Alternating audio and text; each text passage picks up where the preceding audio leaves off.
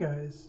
Hi guys, Kira here. This is the fourth time I've recorded this because the first time my microphone didn't work, the second time OBS crashed, and the third time FL crashed. So, clearly my computer doesn't want me to make this video, but I'm going to try anyway. This is the Cave Project walkthrough, specifically part 1 of 2. These are the drops. This project file has both of them. And then the other project file has everything else. The reason I have two project files is because this one got so big my computer can't run it. And I had to make another one to do everything else. Anyway, so, Cave. This song originally started as a way to teach one of my friends who's fairly new to production. They were making this.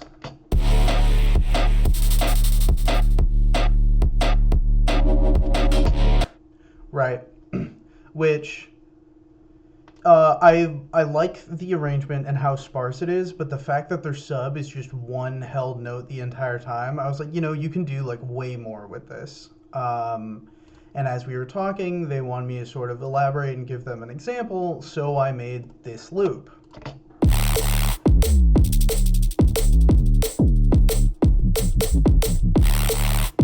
Right.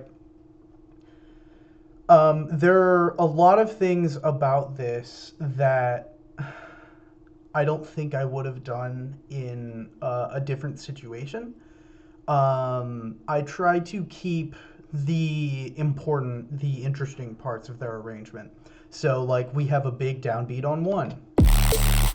We have this noise thing on measure 2. And then we have a roller at the end. And I'll get into the sound design for that in a second.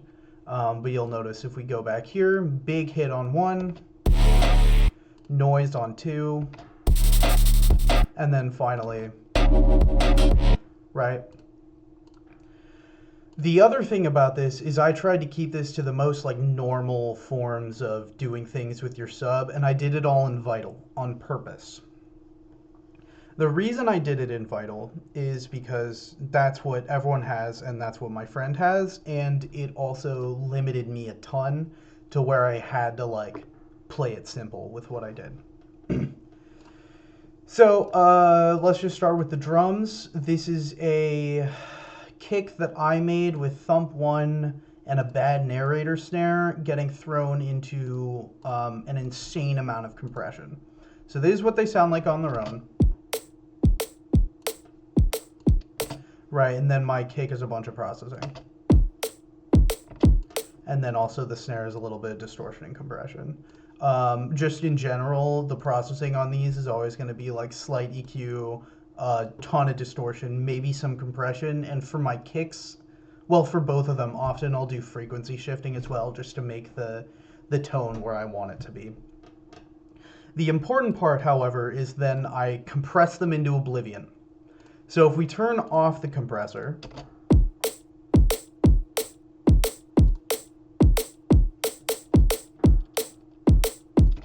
you'll notice that my transients kind of hit in weird spots.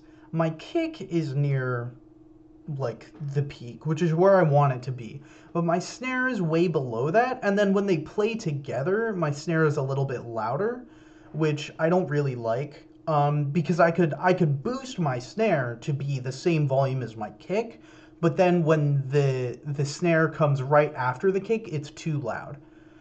And the solution that I had to deal with this is to compress them together. But the other thing that I did with compressing them is because I have my gain so high, but my threshold so low, and my attack sort of like it's after the transients is the important part. What it does is when the incoming signal comes in, it boosts them to this amount, but because they're higher than 31 decibels, or negative 31 decibels, after 152 milliseconds, it jumps down to about negative 31.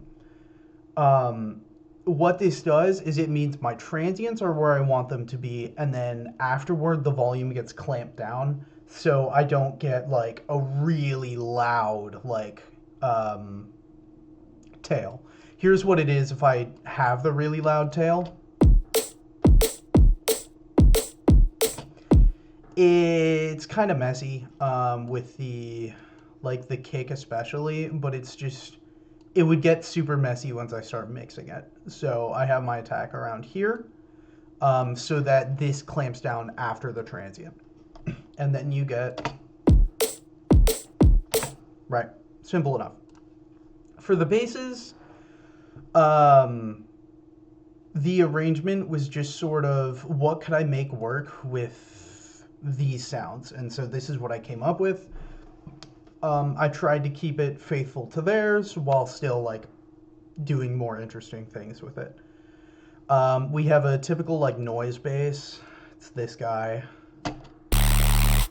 If we turn off all the processing, it's pretty similar. So you can make this sound in just stock Vital. What it is it's a sine wave getting distorted with a bunch of high-pass noise.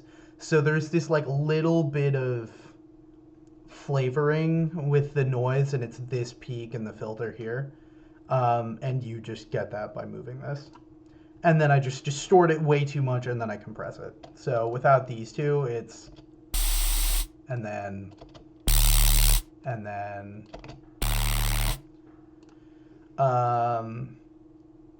then it's just like distort a bunch of stuff I'll get back to later. And then this is something that the reviewers for Safe and Sound told me to do because this sound is really abrasive. So we just tune down the noise a little bit. It's barely noticeable, but it's versus... Oh, hold on.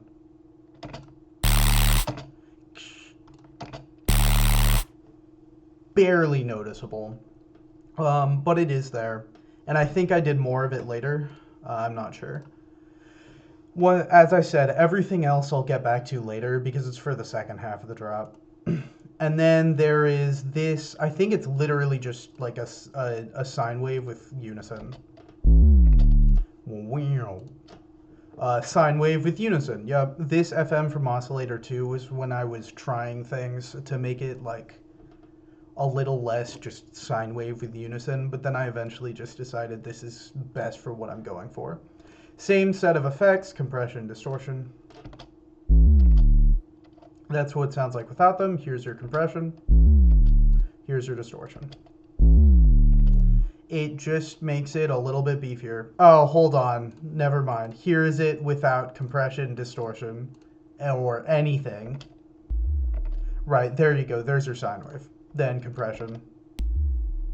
I'm not really sure if that's doing anything. I don't think it is. And then distortion. There we go. Now it starts to have a little bit of character. The processing on this is absurd. So let's start from the beginning. Little bit of distortion. Then we have an EQ that's taking out most of the distortion. Just sort of shaping it how I want it. More distortion. This spreader is just making it fully mono for mixing reasons. You don't want your like sub frequencies to be stereo. And then more distortion. And then another EQ that's doing the same thing. And then another distortion. Right? Then there's sort of the noise thing that my friend did. This is literally just noise that's going... It has... Actually, okay, this is kind of interesting. It has no effects on it, which is surprising. So I have this LFO modulating the noise level, so it's just going... And then I have the delay that's making it go back and forth. So if I take off the delay, it's literally just... and then with the delay, you have... Right, so it sort of bounces back and forth with that. The weird thing with the effects, though, is... So here's it without any effects.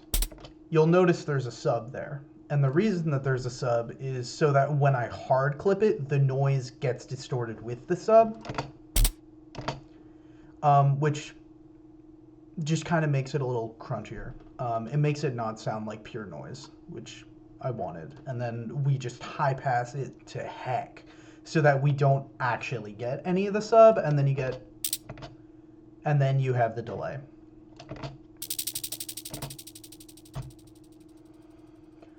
Okay, then we have this bass,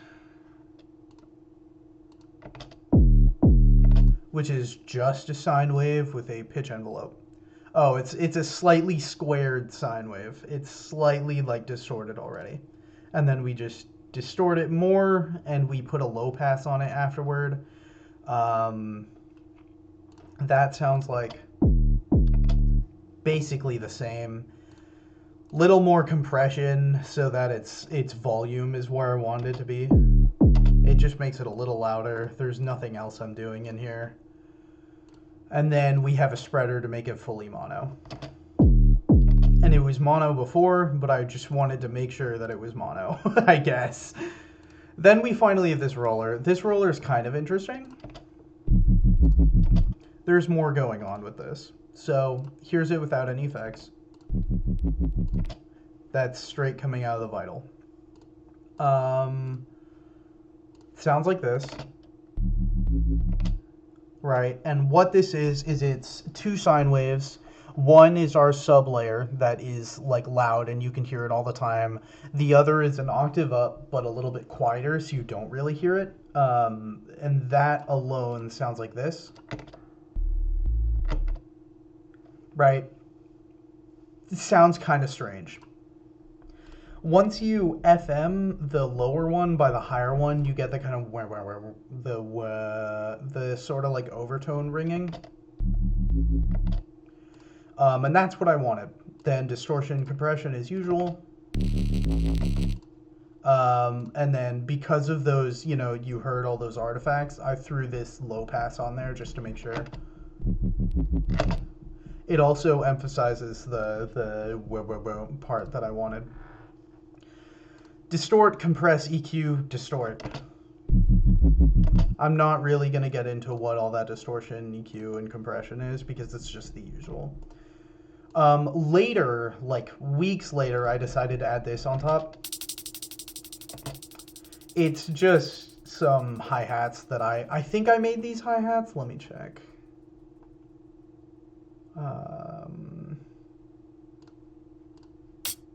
No, I didn't. These are stock FL hi-hats. This is just sort of to make the section less barren, because the loop is literally just...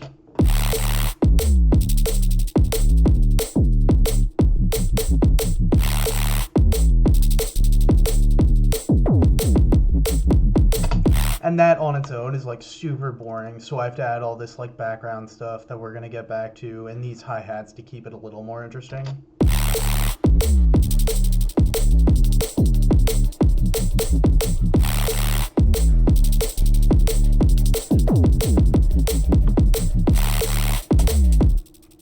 Right. I think these hi-hats, like the groove hat... Oh, wow, it has effects. I assume this is a high pass, compression, some delay that I scrapped, some more compression, then the delay that I didn't scrap. Yep, high pass, compression, delay that I must have scrapped. Oh, that's a strange... Okay, no, this is worth talking about. I want the transient to be super short. I want these sounds to be really, really short, just on-off. And so what I do is, for those of you who don't know how Maximus works, this is the incoming volume along the x-axis. This is the outgoing volume along the y-axis. So I'm basically shortening the sound to only the times it is like pretty loud, and then I'm keeping its dynamic range. That's a stupid way of explaining it, but if you look at the graph, it just makes more sense than me trying to explain it. And that sounds like, it's super short. And then we have the delay on it. This thing has the exact same treatment going for it. So, yeah. Then we have these cymbals. This is a layer that I made since I was too lazy to do actual hi-hats. Long story short, it is like 8 different hi-hats, some of them ones that I made, some of them ones that came from FL, and how I make cymbals is really simple. I'll show you in a second. And it's just playing 16th notes, and I randomized everything about this file, including the pitch, the volume, the start of it, so it's a different hi-hat every time. It's a different hi-hat pattern every time. And this is the lazy way to do it. This took like 5 minutes. The post-processing on these is distortion, major high pass. What? Is this the peak reinforcement one? But we have this convolver here. What is this convolver doing? Okay, hold on.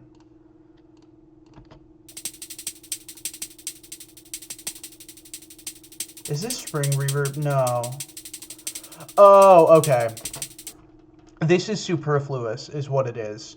But long story short, I have this guy following the volume of the hi-hats, and it is, the hi-hats a bunch of reverb. The hi-hats have a bunch of reverb on them, and I am essentially making sure that the reverb follows the hi-hats and doesn't, like, stay too long. If I route this out, we get... Right. That doesn't sound very good. So I just have it follow the hi-hats as they are. It's superfluous. Then we have a Maximus that is smoothing out the transient of them. And then we have a transient shaper. If I turn off the transient shaper, you can see it's like all over the place, and I didn't want that. And then we have another Maximus that's basically boosting it all a little bit. So yeah, those are the weird sampler hi-hats. How I make my hi-hats is really simple and easy to do. You open up Serum. You can do this in Vital too, but I just do it in Serum. You turn the range of the unison all the way up, and you make both of them sine waves. And for some reason, right, this is... You turn this off, you do FM, right, and now you get, right. The thing is, if then you have 16 voices of unison and you, like, pitch them super far apart, you get... Which kind of sounds like a cymbal, and then you just, like, transient shape it, and you give it envelope on the filtering and the volume and everything from there. Okay. This is a riser I have in my audio files. I don't really know where it came from, but I believe it's just a frequency shifted saw wave.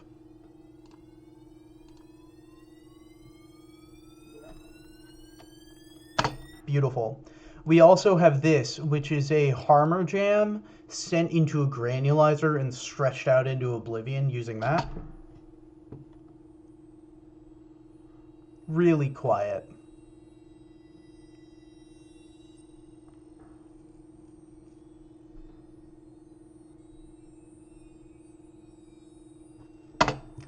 And then we have this, which I'll get back to. And then we also have water sounds put into a granulizer as well. Once again, just to like fill out the space a little more. Right. That's the chords there. We have a couple other things that are leading into the second half of this, which are this guy, which is a bell with a bunch of reverb reversed. And then we have a reverse crash. And then we have this,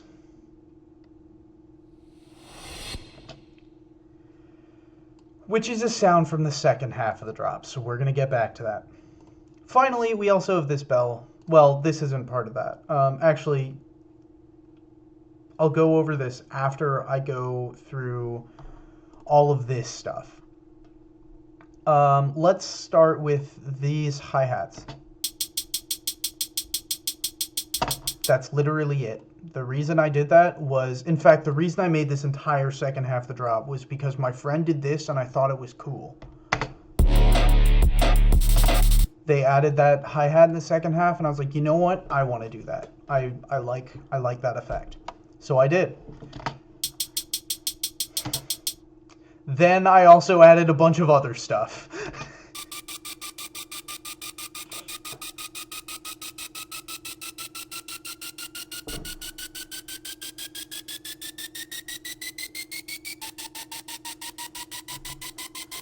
So what this sound is not that bad, I don't think. The only processing on it is a high pass. That's how you know it's good. It is... Whoa, what was I cooking? Hold on. Start from the beginning. Super saw slowly increasing in pitch.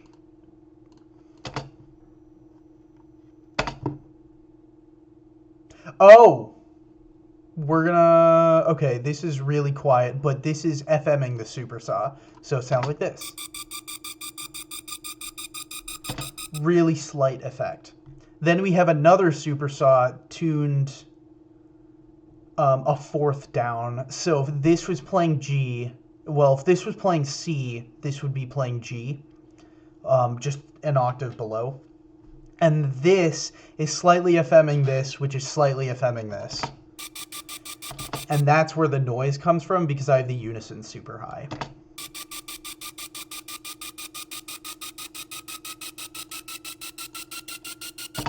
And that's the whole sound. So that's the siren, right? And then we play all these three together and it's...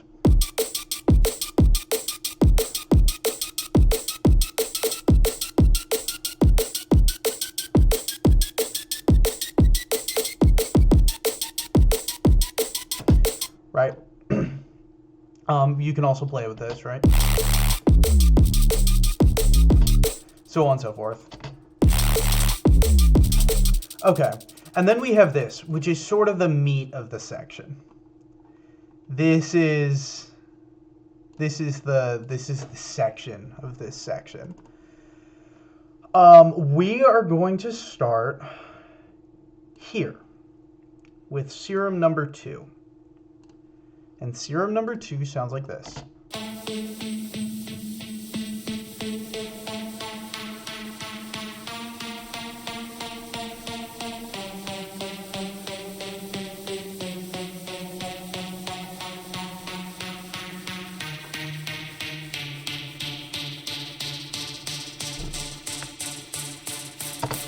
So when I was just kind of like making this to like show my friends and stuff, I got a little bit carried away and I threw this melody on top.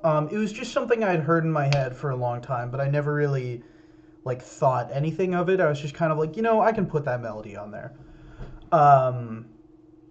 I like sent this to some people since, you know, it's a cool drop. I might as well share it around. But I once again, I didn't really think anything of it. I just remembered a couple people being like, that's a cool melody in the second half. You should do something with it. And a couple weeks later, I was bored just in the studio and I just came back and was like, you know what? Let's put chords to that melody and just see what happens. And it sounded like this. It sounded, it's not going to sound like that. Where is it? 36. It sounded like this. Did I make this silent on accident? I probably made this silent on accident. Oh, you know why? I think you have to play it in here. No? Cool. Why is this silent? There we go.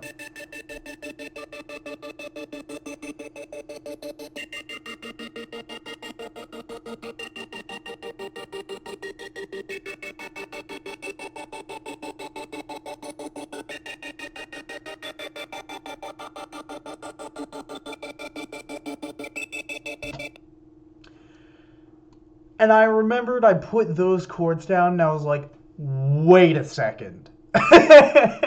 Especially if we take off all the processing for this.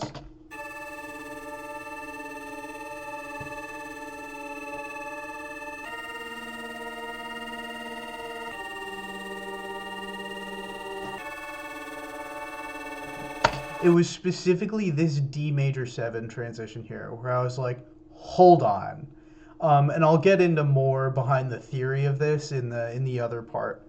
But like that shift into Lydian was super cool to me. And that's what made me turn this into a whole song was doing this. So let's get into the sound design of these two sounds.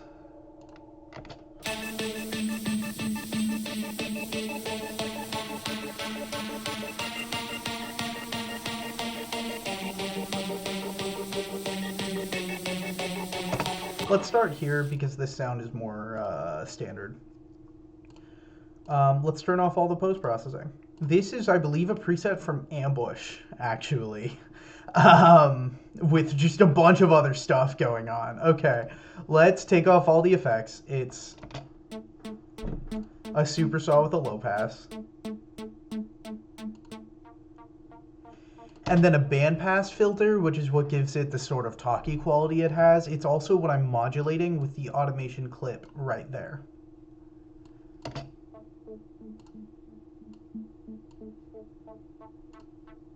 Little bit of distortion.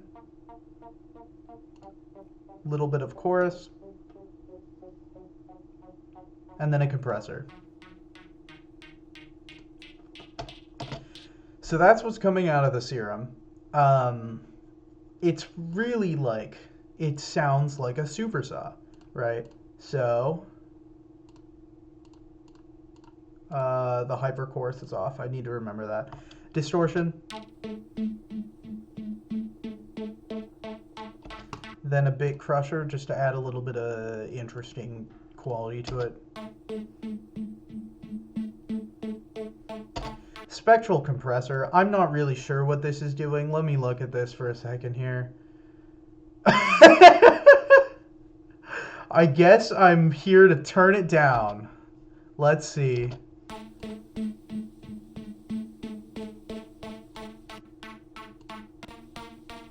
Okay, what this is doing is it's boosting a bunch of artifacts in the highs. But I don't want a lot of that, right? If I turn this all the way on, this is at 26% right now. If I turn it all the way on, right, it kind of lacks, I don't know, it just kind of sounds too much of that, but I wanted a little bit of it. So we have the compressor bringing that stuff in. Convolver to add some tonality with a spring convolution.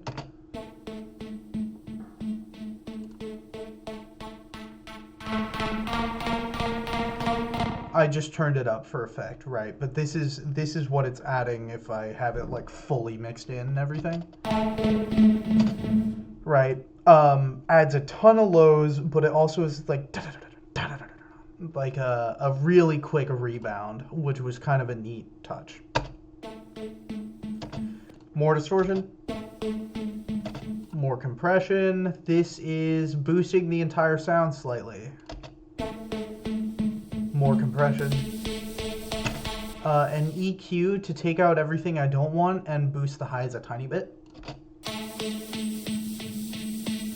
And then this treble so that my reverb and the artifacts that you heard just there don't bleed over to other sections. Since when I play this, right, and I stop it, you'll hear a little moment of like, right, and I wanted to just cut that out whenever I needed to. Then we have this pad. This is a trick I learned from Noisia. I threw a vocal sample into a granulizer. And it becomes this. Right. The processing is where the magic happens. This gets strange. But this processing is sort of what gave me the theming for the entire song. Was like this one pad was where it came from. We have this EQ that's high passing it and boosting some things.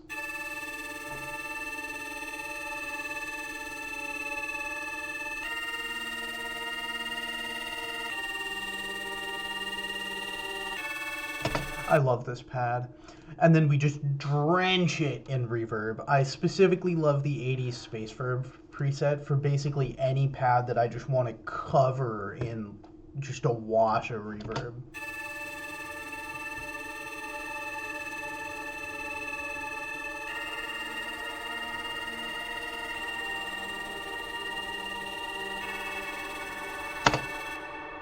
And then these two sounds are where the magic happens. So I got this plugin named Spiff to do like sci-fi sound design. So like big impact stuff. And it's really good for that because what this is it's a spectral transient shaper, essentially. And what it's what it's normally used for is like, actually, hold on. I think I just go here and then we get both of them. Yeah, so this is the original sound. Right? And then here's that sound in Spiff. It just sort of adds like this level of like wateriness to it. Because what it's doing is it's boosting transients as they're happening and then cutting them almost immediately. But it's not doing that on a global scale like a transient shaper does. It is doing that like per harmonic. You can see it here. And then the other thing I'm doing is I'm taking my decay and I'm turning it all the way up. So this stuff lasts a super long time. And you'll start to notice something when I do this.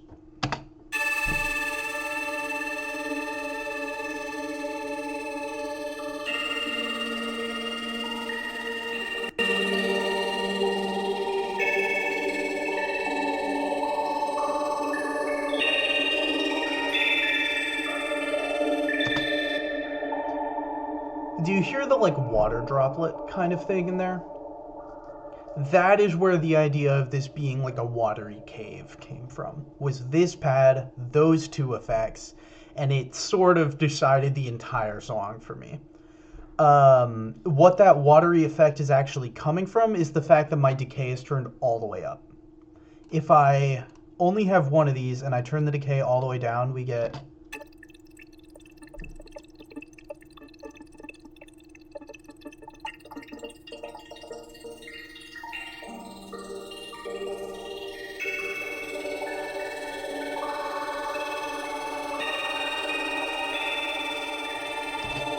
Right?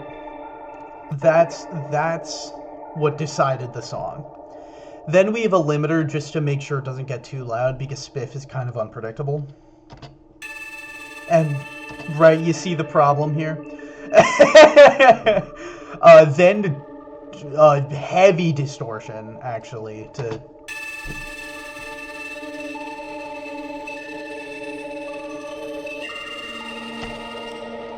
More reverb.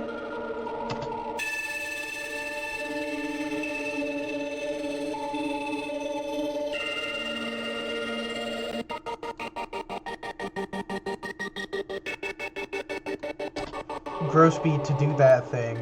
A high pass with this like strange curve to fit the mix. And then a balance so that I can turn this off whenever I want to because it, you know, it has such a long reverb tail. So that is where the song like really started to take shape. Everything that we just went over sounds like this.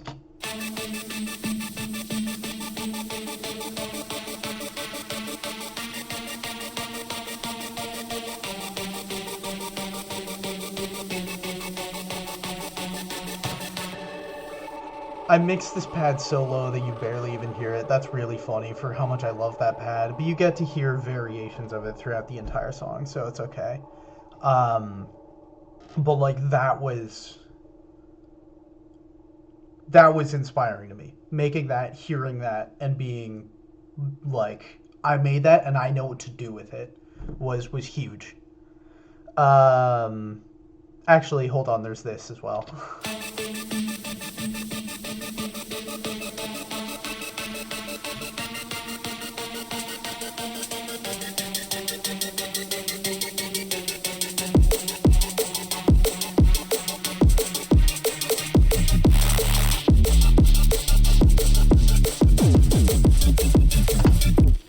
The other thing though is because I had this like huge chord here, right? I wanted to emphasize that. I wanted to emphasize that a lot. So I added a ton of stuff on that. So we have this guy.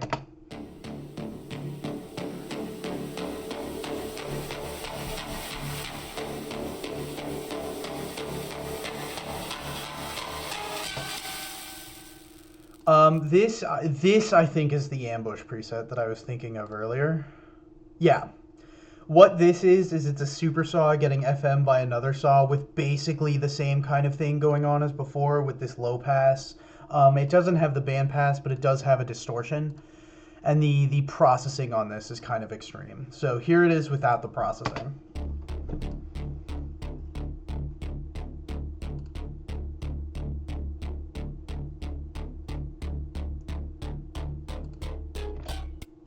Right, and that FM is what this is modulating at the end. It's also apparently slightly modulating the pitch of this, but I didn't even notice that. The processing is a mess. So, reverb. This multipass, which is actually a stock preset, that's basically washing it out a ton.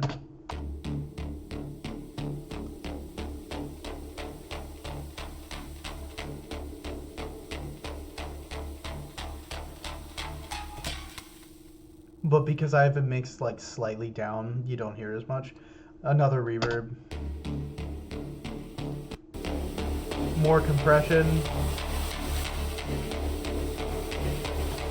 This compression is strange because I'm actually modulating the pre-gain, and I think that's just kind of the decision where I was like, I mean, this is the effect I'm looking for, so I might as well do it, but it wasn't like I knew what I was doing when I did it. And then we have another high pass, I assume, and then a balance so that I can turn it off when I need it off because this has a massive reverb tail. So here's how all of this sounds together now.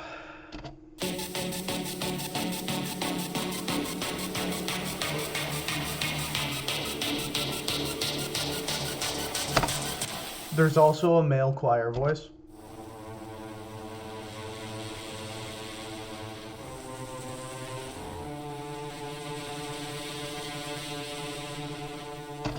Heavily distorted using trash. That's what's giving it its like character.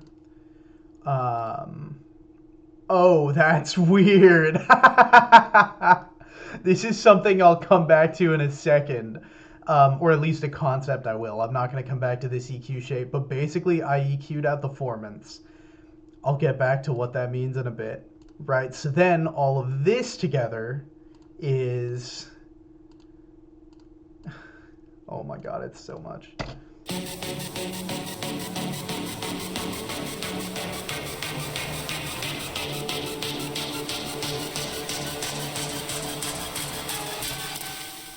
Okay. Then we also have the same riser as before combined with this one. So here's the riser from before.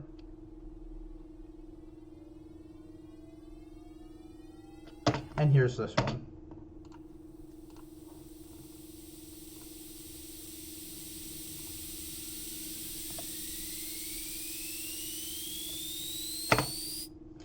The super saw is what the thing you hear is, and then I also just have this white noise fading in. And then I distort the heck out of it. What is going on here? High pass, compression, that makes sense. This is so that it's not too loud when it starts, but then when it ends, it's the volume I want. Little heavy distortion.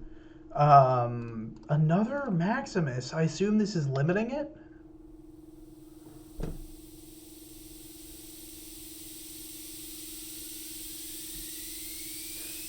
There you go. It is limiting it. So it's just to limit it slightly. And then we have another massive high pass on it, so that's not actually that loud. And then you can also see I turned it down a ton. So that's that riser. And I think with that I've gone over the entire section. I haven't. There's this guy.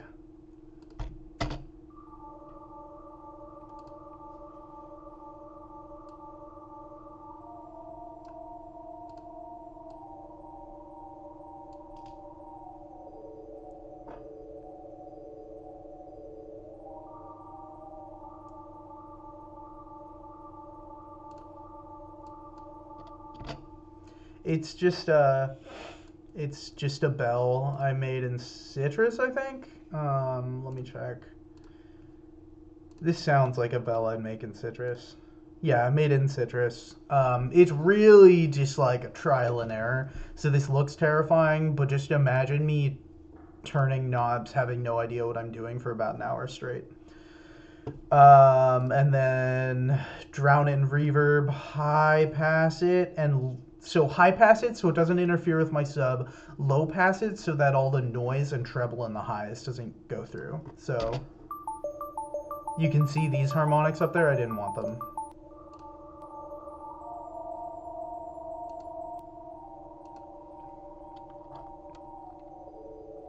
And then I was just kind of playing around with different ways of arpeggiating the chords.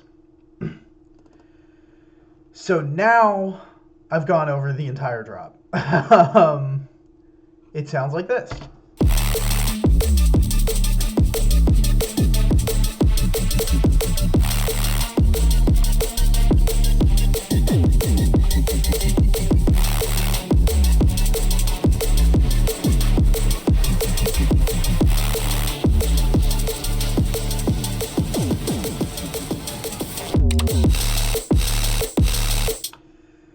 So you're probably thinking, what are all these automation clips down here?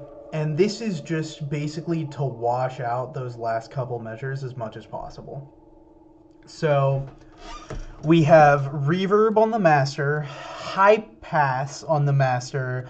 My sidechain is getting turned down, so it's doing less sidechaining. My drums are getting turned down, and then finally I turn off all the reverb tails for the moment the drop hits, because I wanted this to be like, to just a smack in the face.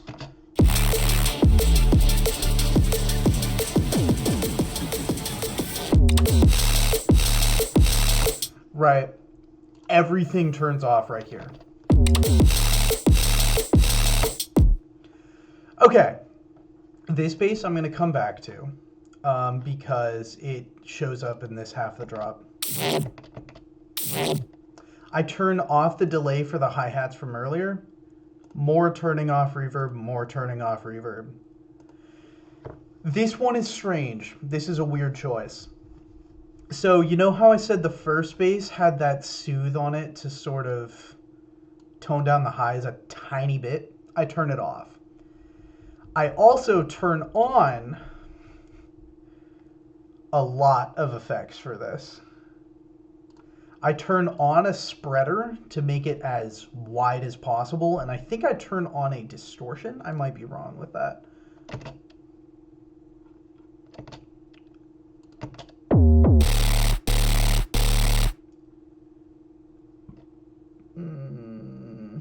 I'm not sure. It might be here. I think it's here. No, it's not that, since that's preamp. Okay, I don't know what this distortion is doing here, quite frankly. But yeah. So I have all this stuff on to color this bass. This is a slight variation of the one from before. It's a couple layers. We have this one. I think this is just the sub. 45. Oh, no, I'm going to come back to what that is, actually.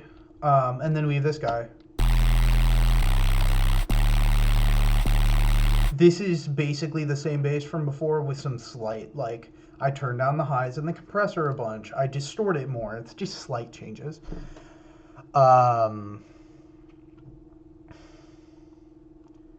Without the spreader and the soothe, by the way. It's... And then...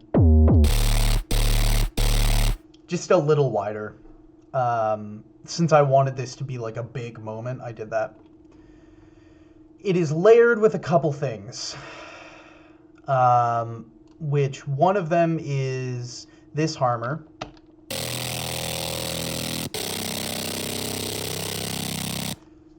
Harmor's a mess. It's so hard to explain. Long story short.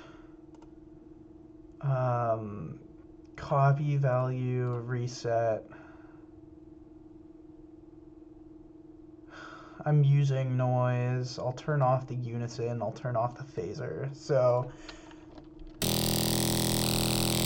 what these noise filters are doing is that they randomly turn on and off different harmonics at set intervals.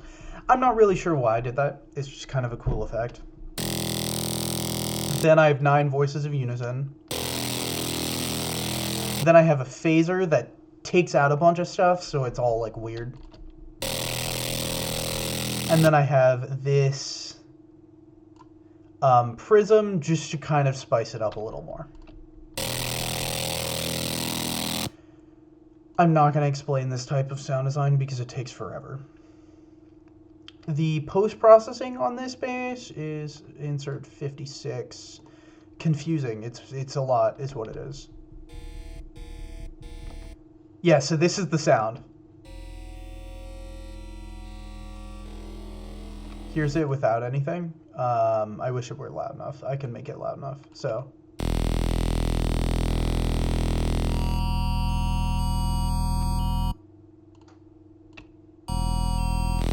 it's saw wave with some filtering, tons of subtractive from the phaser, 9 voices of unison, little bit of prism, and then we compress, distort, EQ, compress, distort. So this is big, is what it is. We have an impaler and then a plateau, and the plateau is basically a square. Just make it a square wave, essentially. Look at that. Oh, the other reason this is so distorted is that. Still. Then we EQ out the lows, and we do some toning down the highs, because I replace the highs with something else. Then another, and then another. This is just a more simple, like, hard clip kind of distortion. So we have the...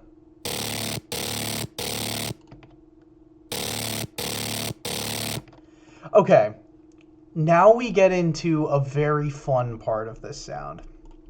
I'm finally going to talk about formants. This sound is literally me going into a microphone. And then it has insane amounts of post-processing. Mostly EQ, compression, distortion, of course. But, oh, that's reverb, so I'm reverbing it a ton.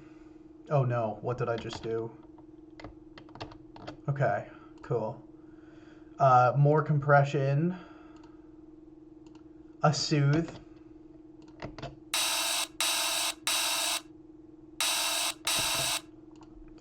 this EQ, and then a spreader to make it super wide. So without the spreader, it sounds like this. Without the soothe as well. So the thing about this is I wanted it to sort of sound like someone breathing, but I didn't want it to be obvious that it was just someone breathing. So what this soothe is doing is it's turning down what's called the formants. Whenever you make a sound using your voice, what makes it sound talky are what are called formants. They're little peaks in the EQ or the spectrogram that are, I want to say, like around 100 to 2000 hertz. And they're what, like like if you make the vowel sounds, you will go through the common formants. So if you look at this, there's a couple around here and a couple down here. There are some major ones that go in the lower range, but you can't really see them because this is so breathy. That's what I was turning down in the choir sound earlier. Back to this sound, however, I am doing something pretty interesting with it. After all this processing, I layer in a sine wave, and then I distort the crap out of it and high pass it. So we get, that's where the crunch comes from. I'm distorting it with the sub, and then I'm taking out the sub because I already have something else in that area, and it makes it sound like my sub that I'm actually using is like crunching the entire song.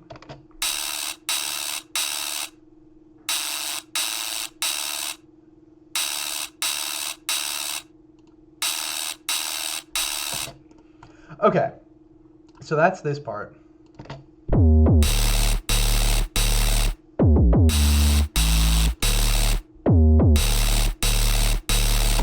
There's also this layered in, but I'm going to talk about this later.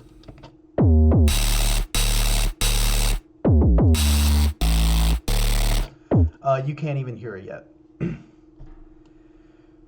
Last thing about this is this little percussion fill.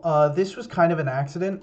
At least a couple parts of it were, but I did want like a percussion fill. So we have, originally I wanted like,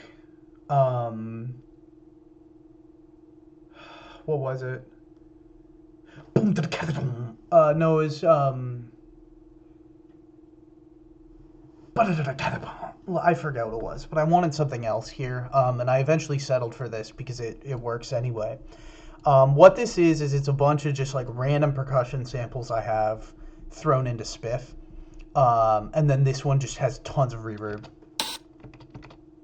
and then I cut off the reverb. So these sounds are here. If we take off all of the effects for them, it's just this. Right, and you can see the Spiff, and the Spiff's doing a lot.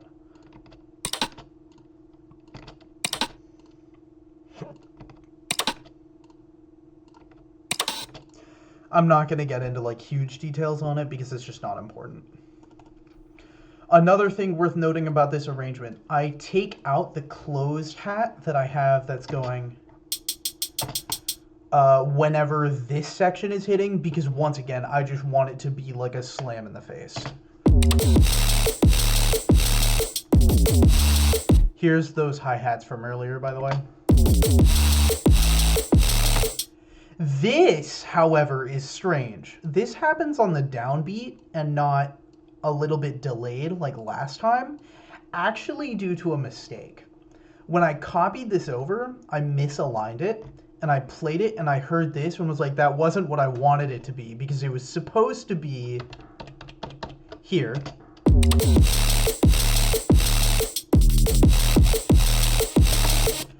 But then I heard it here and I was like, you know what? We'll keep that because it sounds cool.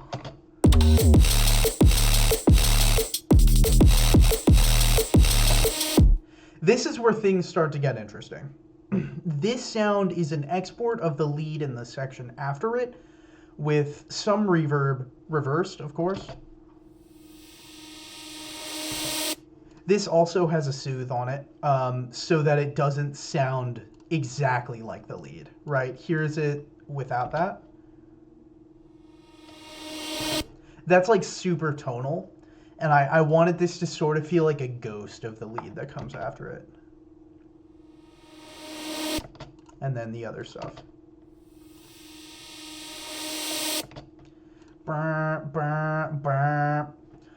So here's the lead.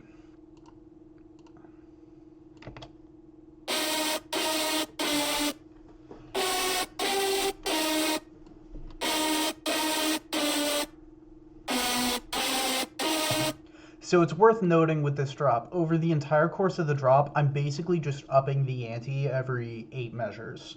I have this like pretty slow and like empty drop before it. So for this, I just want to go like full volume and just slowly make it louder and louder, so that like you feel it. And that's why there's so many like little distortion tricks and mastering tricks that I'm using here and there. This sound is really complicated, actually. Really complicated. So here's what's coming straight out of the serum. This was a preset I was given by a producer I contacted like a year and a half ago about their song Blunt Force, Avalon. But it's essentially a supersaw with some strange shenanigans about it.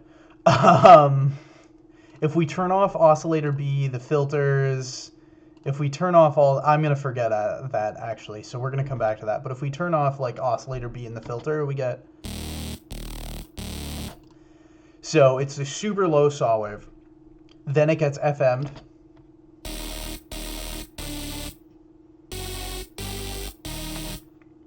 I'm not really sure what's going on with like the pitch of that. Because it's being weird. Let me see what's modulating the pitch. Oh my god, there's a lot in this. B octave? Oh, yeah, that's the octave. Never mind. Okay, so this is 3 octaves above this. They're both super saws. One's FMing the other, so it's kind of like... I don't know, that's where the tonality comes from, right? And then we just have a bunch of effects. Distortion, chorus, delay, compressor. So it's...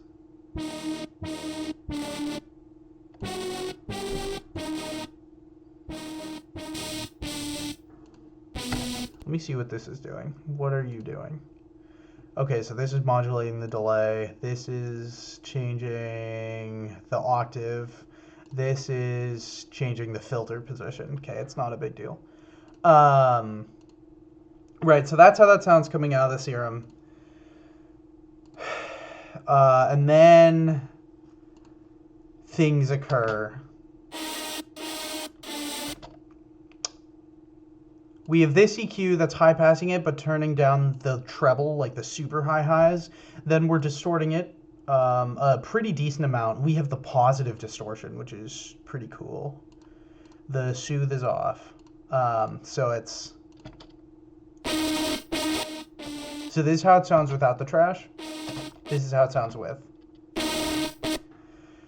Then we drench it in reverb. But because that reverb has so much, you know, tail to it, we cut out the tail. Another EQ. Spreader to make it wide. More distortion. EQ. Then going into here, guess what? More distortion. More EQ. More compression. This is kind of interesting. I use a pitch shifter to layer version an octave up. So without the pitch shifter, it's... With the pitch shifter. Slight effect. I think I could hear it a lot more before I finished processing this, and that's why I did it. Then we have another distortion, another EQ, and some reverb. I think the reverb is what I used to get this guy. And then this patcher. This patcher is what I use at the end of the drop, where I have this hit right here. I use that patcher. I'll come back to it. So that's this sound. Let's see also. What is this sound? The thing is, I'm pretty sure... Where's the sound from before? Yeah, there we go. This is also distorting the lead. Tiny crunch. Without it. With it. Just add some oomph. But I didn't want to crank it in that much because then I start to lose out on the high end in the lead, and I want to keep that. So then we also have...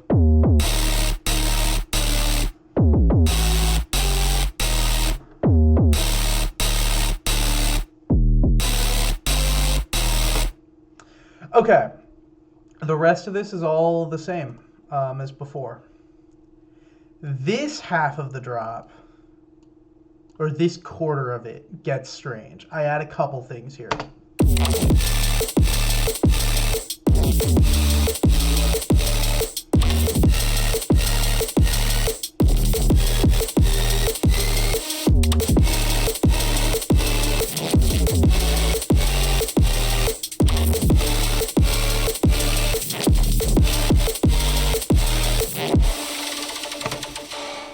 So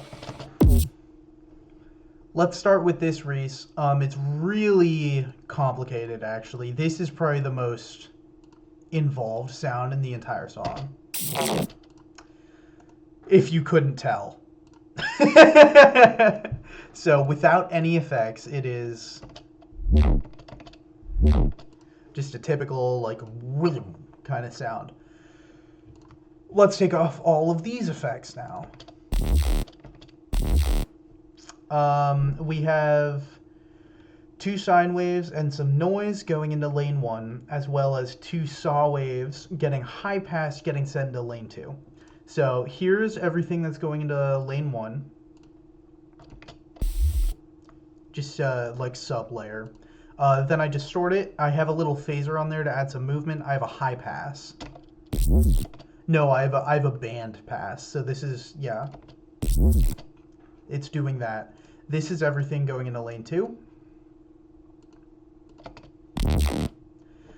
The phaser is adding a little bit of movement, and then the distortion, but the actual movement is coming from the fact that these 2 saw waves are slightly apart from each other in pitch.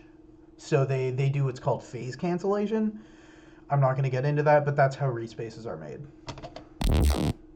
And then we have this guy, which is a whole mess. It's just a low pass in an EQ. Combine that with these effects, you get... And then this layer with that sounds like this. Layer it all together and you get... Right, which is a really complicated way of doing that, and if I were making that from scratch, I wouldn't do it like that, but that was a preset that I made. Then we have a large effects chain. This frequency shifter I will get into on the other project file, by the way. But first we start by EQing it in a very strange way, but that sounds like this. Distortion. Compression. Distortion. EQ that's doing this. Basically removing all the low end. A trash that is doing some strange distortion. Destructor that's doing even stranger distortion. Destructor is really good at strange distortions because it has all of the harmor distortion types, which are like just tons of weird algorithms to choose from. In this case, I just ended up on the hill with high asymmetry. Asymmetry is a really good way to make your distortion sound a lot lower rather than like the sort of brighter tone you tend to get from it. Another EQ. Another distortion. This is the one where I start adding the weird processing. So here we go. We have a spiff. It's kind of strange because it's actually cutting instead of boosting like it did before. But the spiff is doing something. Then we have a diopter. This I just kind of put on everything nowadays because it makes everything cooler. It's a disperser, more or less, so it messes with the phases. But in this case, it's making the lows hit later than the highs. So you get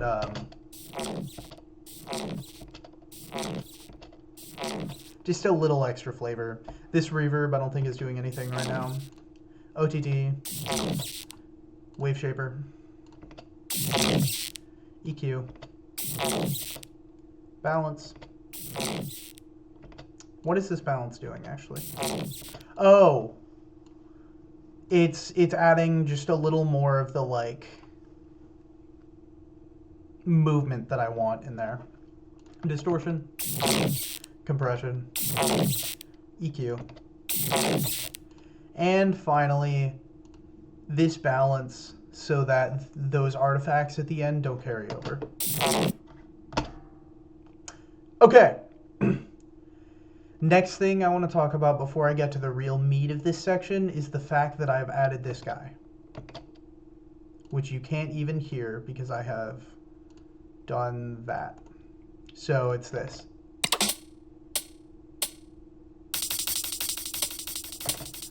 I forgot to, it doesn't matter. So what this is instead of it going it's going like there's that extra hit in there. That's not really noticeable, and it was really hard for me to strike this balance between like having it obvious and having it like abrasive. And I eventually ended up here, which isn't great, but I think it did an okay job. And I also accentuate that using this 808.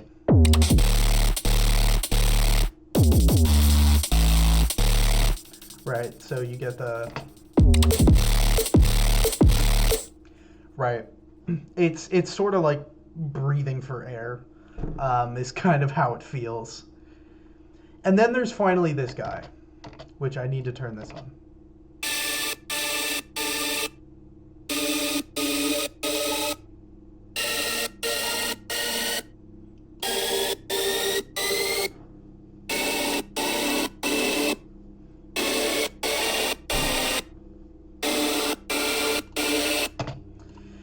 What this sound is exactly what it sounds like it is. It is the entire pad section from the first half of the drop exported into audio and processed more. So we have this volume automation on here.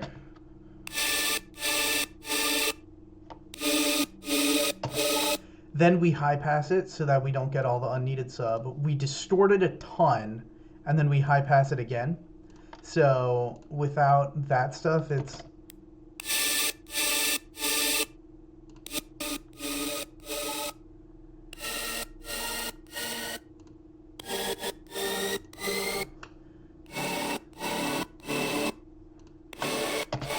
Right. And then we have another distortion, another high pass with some extra flavoring, another distortion, and then a compression to remove some artifacts and to give it more like dynamic clarity. All that together is...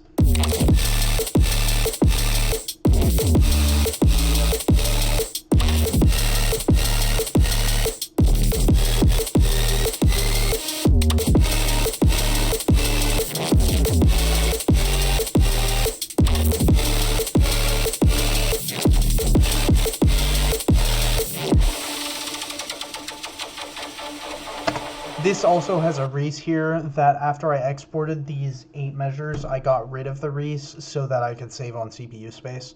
But it's just I straight up think it's this guy right here. Yeah, it's that guy. It's a variation of this guy, so I'm not going to get into it. I just have a bunch of like impact sounds on this, so you know we got... And then we also have... And then we have the elephant in the room. Hold on.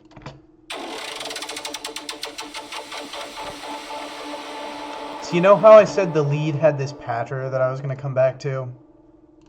So here it is. I'm going to have to re-figure out how this works. I have... This is what I think it is, right? Yes. Okay. I have an arpeggiator on a MIDI out that is decreasing in speed. So it goes like... That MIDI out is then triggering this envelope. This envelope is modulating the volume going into a limiter, an EQ that I'm also modulating, a diopter that's giving it the like this sort of lasery quality to it, I want to say. Some spring convolution, add some flavor, a vocodex, another distortion, an EQ that's doing this, another convolver that is doing whatever this is.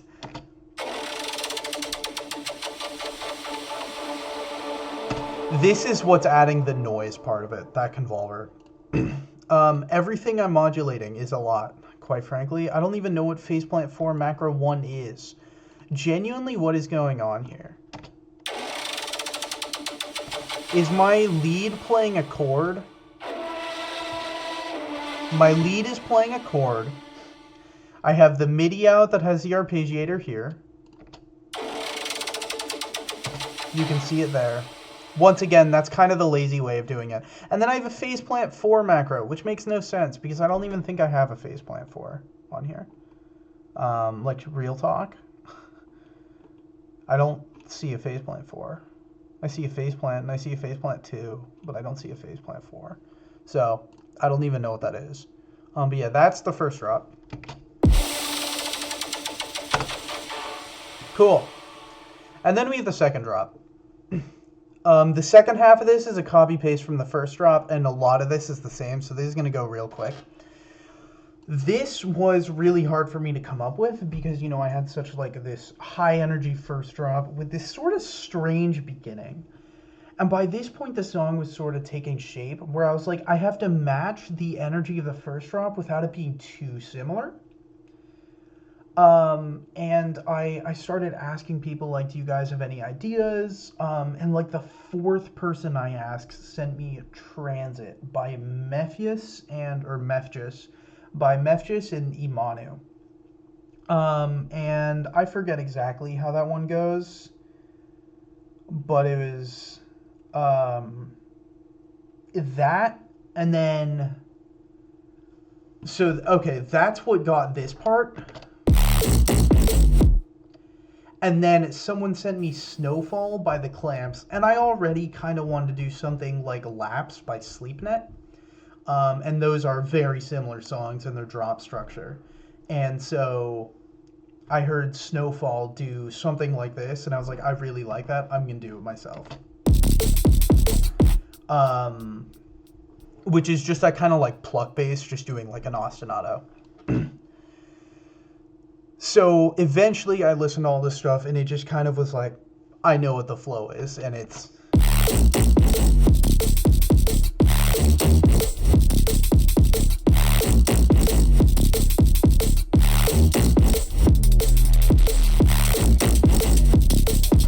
Oh, by the way, I forgot to say this. This sound is that vocal pad that I layer over here.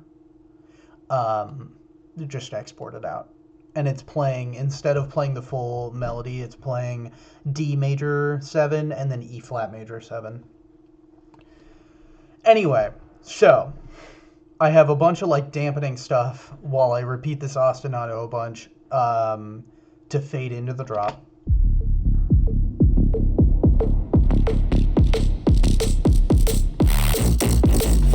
The bass from the first half, and then it gets weird immediately. This guy. I don't even know where the sound came from. It was a lot of trial and error. It took so long to get this to sound good. That's how it sounds without any post-processing. This is a mess. We have a saw wave layer pitched an octave up and a square layer, both with synthetic unison, going into a low pass. Then we have a sine wave sub under it. So these two things are getting low pass. Then we have our sine sub. But because I kind of wanted this to have Reese qualities, I added the... Wait, what is this guy? What are you doing? Okay, hold on.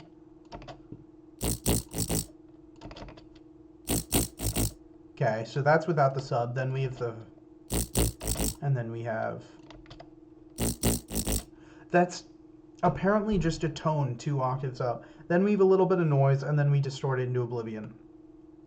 Then we have this saw wave, which is getting modulated slightly by... Oh no, where is it?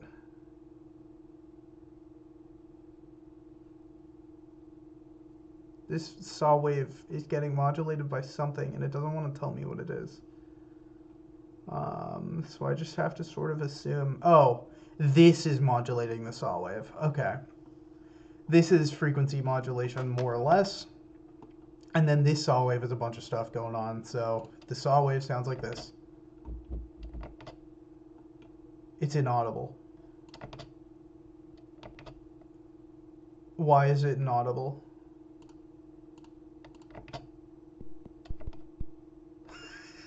Okay, it's not doing anything.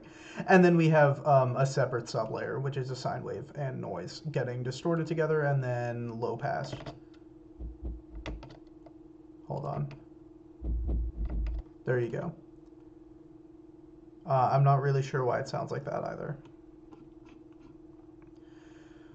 This sound is a mess. It's more just trial and error. So we have...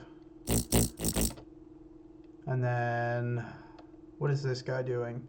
Oh, it's the thing that our Syrian doesn't like. 1 second. So, the sound is this. It has this little filter on it for no real reason whatsoever, but it's adding a little stuff. Then we have an OTT.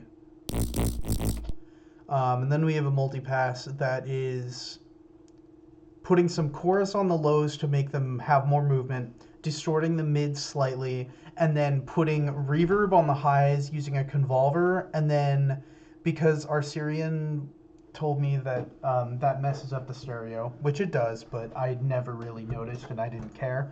I have this 0 width stereo module on it. So without the stereo, it's... And then with the stereo, it's... Tiny change. More distortion, and then an EQ, and then another EQ. And then this gain to just emphasize this movement. And then a lot of post-processing. The soothe was off. The soothe was off, and I need to remember that. Boosting the sub, diopser, distortion. Compressor, that's just kind of adding more mids and doing the thing earlier where it shortens the transients. Another compressor that's adding even more mids and also a lot of lows. Spreader to make the lows mono and to make the whole sound a little less stereo. Then a patcher that is putting reverb on my highs. Distortion. And then a flavor reverb for whenever there's empty space.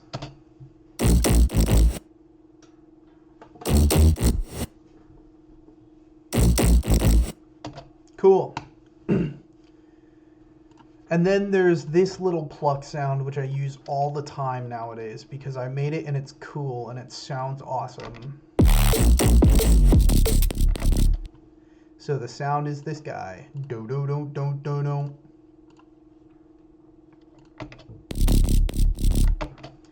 It is overcomplicated, but long story short, it's a saw wave pluck.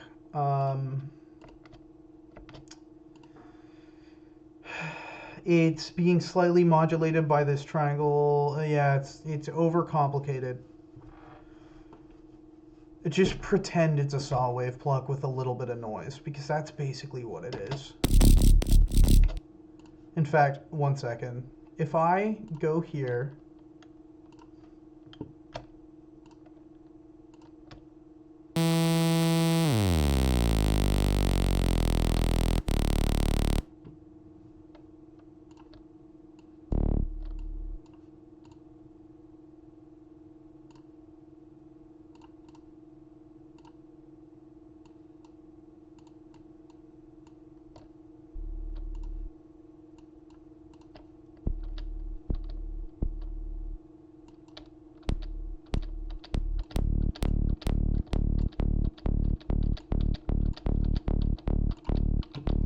What mixer inserts should you go to? 85. Oh my goodness, this project file is big.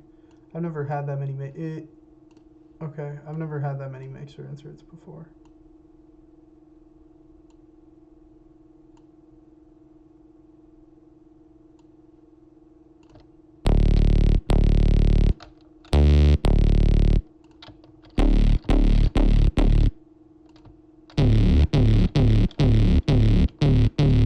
this is like close enough to what it is, but it's just that the other one is like way more polished. So for a second I thought FL was gonna crash and I would have cried.